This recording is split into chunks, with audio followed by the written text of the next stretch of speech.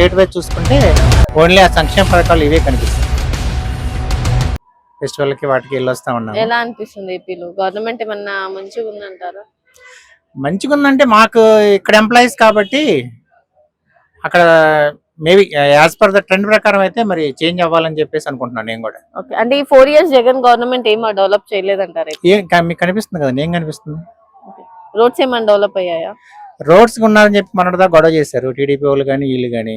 మా సైడ్ రోడ్లకు అంత ప్రాబ్లం లేదు కానీ స్టేట్ వైజ్ చూసుకుంటే ఓన్లీ ఆ సంక్షేమ పథకాలు ఇవే కనిపిస్తున్నాయి. ఓకే, వైసీపీ నుంచి సీనియర్ లీడర్స్ అందరూ జనసేనలోకి జంప్ అవుతున్నారు, ఎందుకోసం అంటారండి? లేదు వాళ్ళకి అంటే ఎందుకు జంప్ అవుతున్నారంటే డిఫరెంట్ రీజన్స్ అన్నది. ఇప్పుడు వాళ్ళు సపోజ్ వాళ్ళ ఐడెంటిటీ ఏమన్నా కరెక్ట్ గా లేకపోవడం, లేకపోతే వాళ్ళు ఏమైనా సాటిస్ఫై అవ్వకపోతే.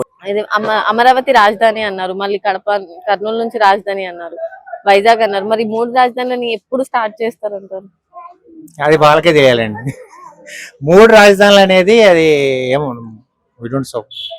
మేబీ 1 state 1 capital అన్నట్టే క్యాంపెయిన్ తో వెళ్తేనే everyone should get benefit. Central నుంచి అమరావతి రాజధాని అని అనౌన్స్ చేశారు. కరెక్ట్.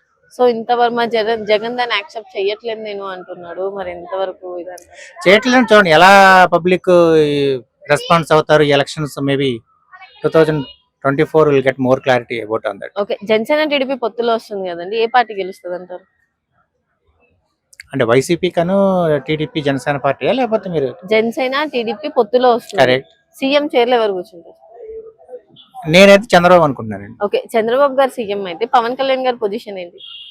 ఆయనే అనౌన్స్ చేశాడు కదండి, I'm not looking for the any CM post, I will support only Chandrababu అని చెప్పేసి.